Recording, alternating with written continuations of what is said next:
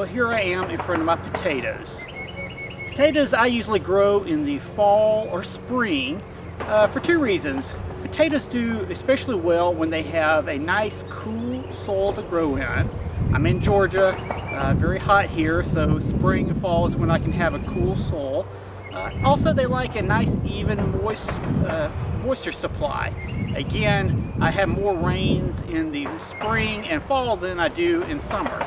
So it turns out to be a better crop for me if I do it in spring and fall. So here's my spring crop. Now I do two other things to help with the moisture and the cool temperature that you should probably do as well. One is I hill my potatoes, and when I say hill potatoes, basically I just rake dirt up around the potato plant as it grows. The roots will continue to grow out in that dirt, and it will actually fill in that hill area with potatoes and roots. So it's a good thing. As well as you're adding, giving some more insulation, helping to keep a nice cool temperature, even temperature. The other thing I do is actually mulch the plants. Mulching the plants helps in the keep a even moisture or even water supply. In addition, it also helps with the weeds. It keeps the weeds down. And a lot of people will use straw mulch, which is a perfectly good mulch to use. I use leaves. The only reason I use leaves is because leaves are free. I would have to pay for straw. I'm cheap, so there you have it. So I will use leaves to mulch my plants, helping with the temperature as well as the water supply. Now, when I hill my potato plants, the tool I prefer to use is a landscape rake. I like to use a landscape rake because it has this nice long blade, so I can really move a lot of dirt at once. So let's hill our potatoes, and then we'll mulch it, and then we'll move on to our next task.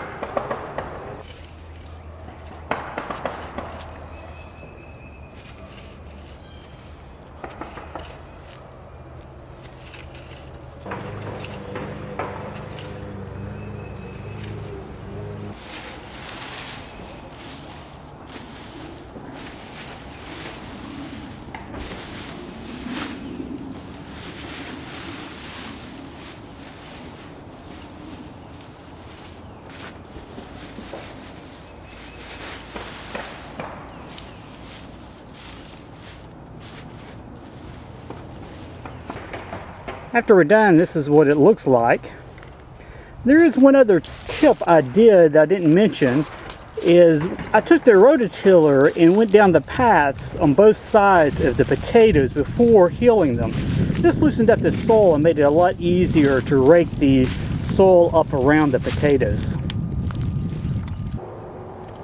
Like potatoes, lettuce also is a cool weather crop. I have two varieties I'm currently growing.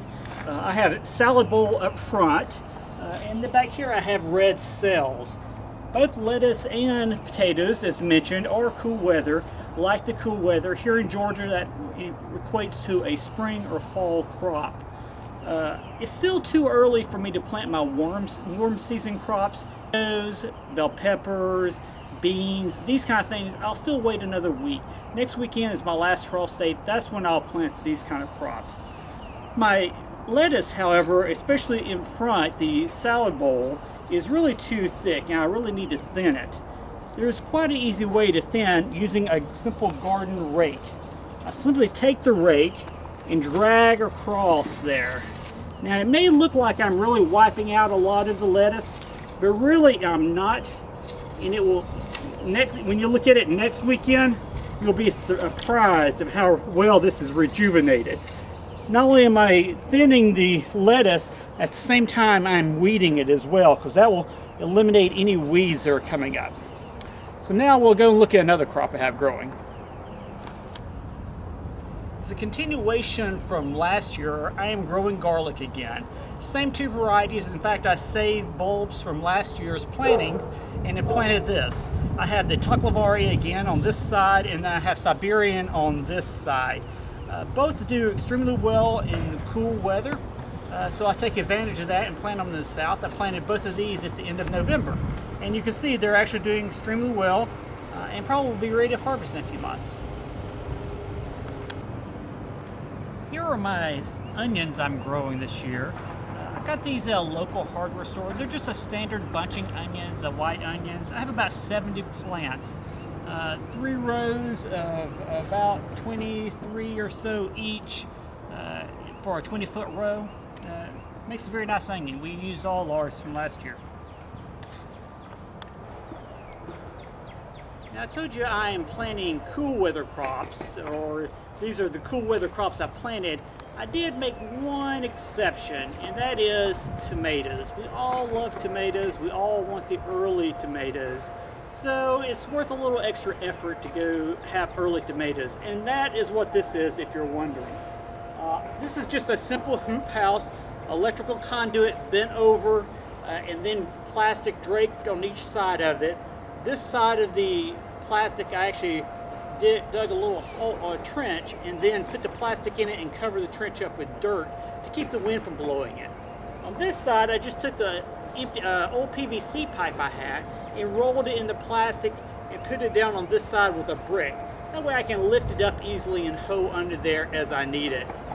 So I'll give you a shot under here and let you see how the tomatoes are doing.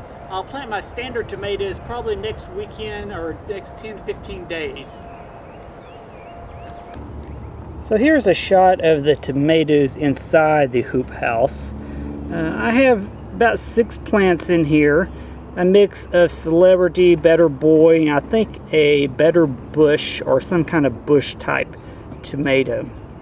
We will see how they produce, and hopefully I'll get some early tomatoes off these. If you see the trellis, that is where I've actually planted peas. Peas started coming out beautifully and then just disappeared. If I didn't have an electric fence, I would have blamed it on the deer, but I think a bunny or something got under my electric fence. I had that problem last year. My lowest wire was not low enough and a bunny could actually get under it. I caught him eating green beans last year, so he may have helped himself to the peas this year.